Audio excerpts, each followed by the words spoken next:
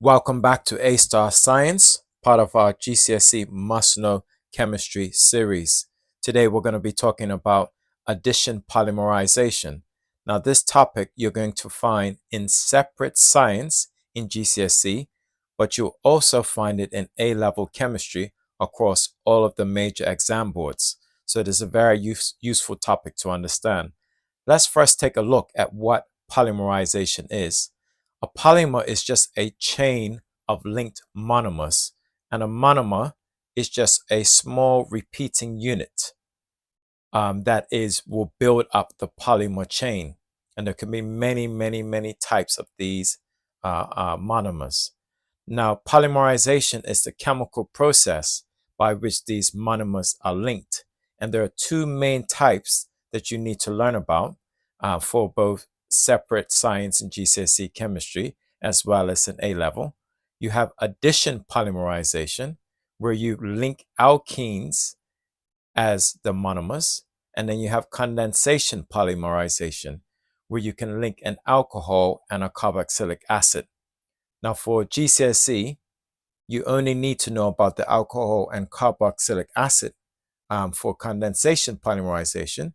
But for A level, there are other monomers that can be linked via condensation polymerization. So let's look at why addition polymerization is important. In today's world, polymers are ubiquitous, they're everywhere. We commonly know them as plastics. Now, there are different types of plastics. We're going to be talking about addition polymerization today. And these plastics are normally non-biodegradable, and you'll see them everywhere. You'll see them in rubbish bags and in bottles, plastic bottles, containers, kitchenware, all sorts of different types of polymers and plastic products are found out there. Condensation polymers, on the other hand, they tend to be biodegradable, and that's because of the substances that they are formed from and that they can break down. Now, as we know, in today's world, plastic pollution is a serious environmental problem, and it's a major concern. Specifically, things like microplastic is becoming more of an increasing concern as technologies begins to understand the how plastics are spreading from our use to disposal and then breaking down in the environment. Now, the sun actually and light actually breaks down excuse me, plastic through a process called photodegradation. And so this is something that is important to break down these plastics naturally in the environment, even the non-biodegradable ones like the alkenes. So understanding polymer chemistry, understanding plastic chemistry is not only very interesting, but it's also important for the environmental health of our future society. So let's look at how we conduct the polymerization. If we look here, we can see at the top some repeating units of alkenes, in this case, ethene. So we can form a polymer through that quite easily by drawing the repeating unit. And so this is ethene, has 2 carbons. And what's going to happen is that one of these double bonds is going to break and go on that side. Notice this double bond here, this carbon does not have a double bond. So carbon needs 4 bonds. So if we now show what happens, the double bond has broken apart and that second bond has gone to the right-hand side. This means it now can link with another repeating unit like itself. And this process will continue and continue until you run out of carbons, run out of monomers. And that's how you're going to create that long chain that we see here in the picture and the even longer chain shown by the molecule at the bottom. So that is addition polymerization. It's a polymer formed from an addition reaction. This is an addition reaction where the monomer itself acts as an electrophile. Let's look at some other examples of how this can be done. So look at this exam question. It says, give an equation showing structural formulas for the conversion of chloroethene into polychloroethene. In other words, we're going to change the chloroethene, which we can draw like this. So we have ethene, which is 2 carbons, and it says chloroethene, so that means it has 1 chlorine on it. And this is an alkene because it's chloroethene, like that. So that is the monomer.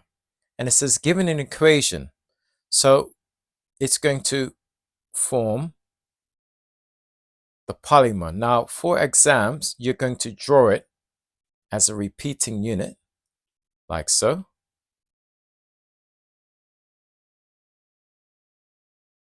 But to show that it's a repeating unit, we're going to put the trailing bonds, and we're going to use brackets like that, and an N. This N refers to the number of repeating units.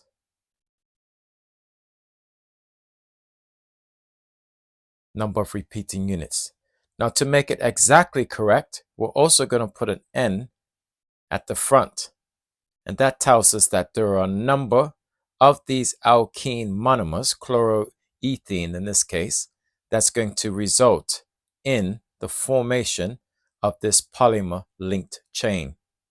Let's look at trying another example. Here it says we have 2-methyl-but-1-ene and we want to form a polymer.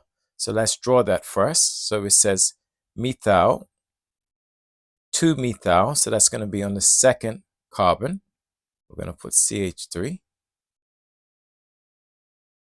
We're going to put an H here and an H here. And it says but-1-ene, so that's going to be here, but-1-ene. That's an alkene. And then we're going to put the rest of the molecule, because it has 4 carbons, down here, C2H5. So butene has 1, 2, 3, 4 carbons, and each carbon is attached to 4 other bonds, and in this case, hydrogen on the left, and the others are going to be attached to hydrogen and 1 methyl group on the right. So that is 2-methyl-but-1-ene. Now we need to show the repeating unit. So how would we do that? Again, let's use a different color. This bond is going to go here on the side like that. And that means that we're going to get something that looks like this.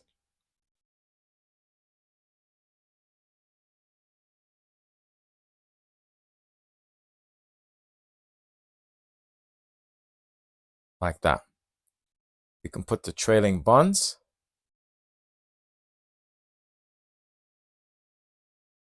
Put the brackets coming down. And put our N in. Now because it says draw the repeating unit, we actually do not need to put the N and the brackets. That's fine, but it's a good practice. You won't get penalized in an exam for doing the repeating units.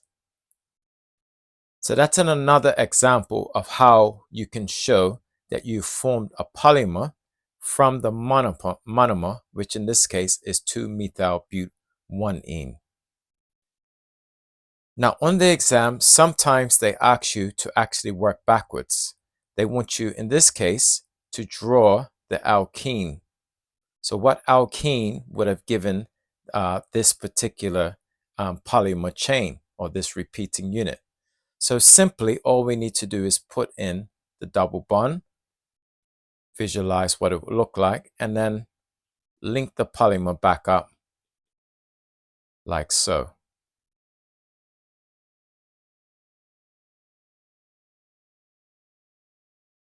So we can see that this is prop 1-ene, and that's what the polymer, the alkene would look like that will be used to form that particular polymer. Let's take a look at another example. This one looks a bit more complicated, but actually it's not. So there's a strategy that you can use to find out how you can determine the repeating unit from long chain molecules. We're going to number the carbons, just so we have a point of reference.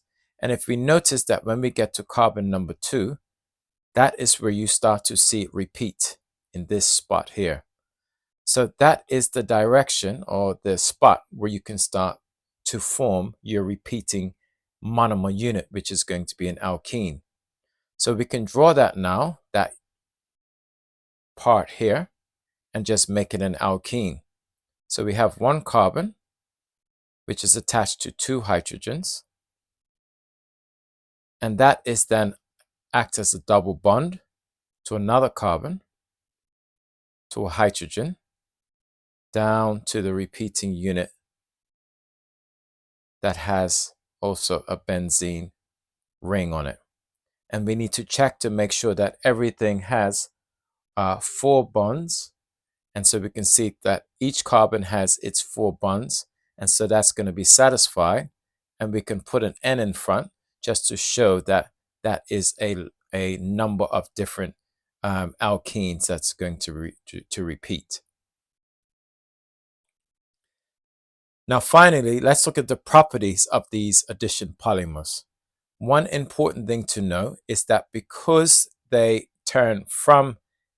converted from an alkene, which is unsaturated, to an alkane as a long chain, which is saturated, addition polymers are unreactive. And that's what makes them non-biodegradable, because they're unreactive. There's also some other properties. So for example, when we look at high density polyethylene, which is a type of polymer, compared to low density polyethylene, they will have different properties. You as a chemistry student should be able to look at those two and understand what their different properties are. So for example, the high density polyethylene, notice that it doesn't have much branching, okay? Low branching. Branching is the small little arms that we see on the polymer chain. Because it has low branching in the high density polyethylene, that means that it's going to be more crystalline. This just means that the polymer chains will line up better with each other because there's less branching to break them apart. And because it's more crystalline and they're closer together, they're going to have more intermolecular forces between them.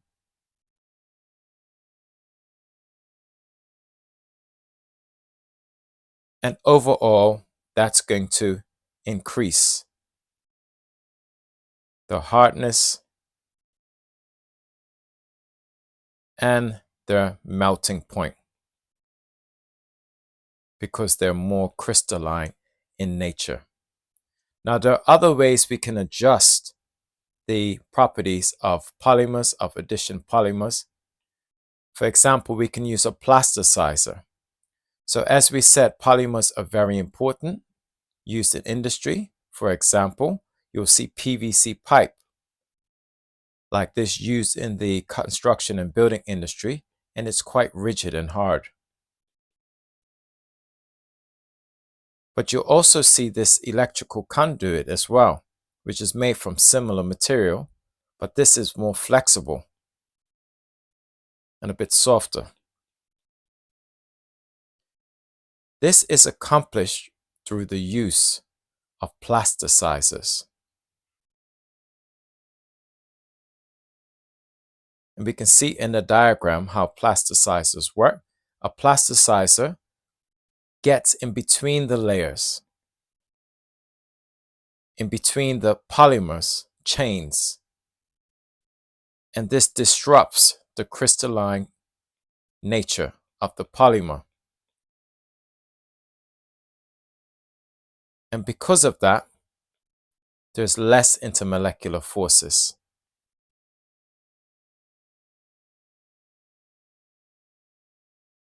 And that makes it, of course, more flexible and has an ability to be a bit more softer, a bit more pliable.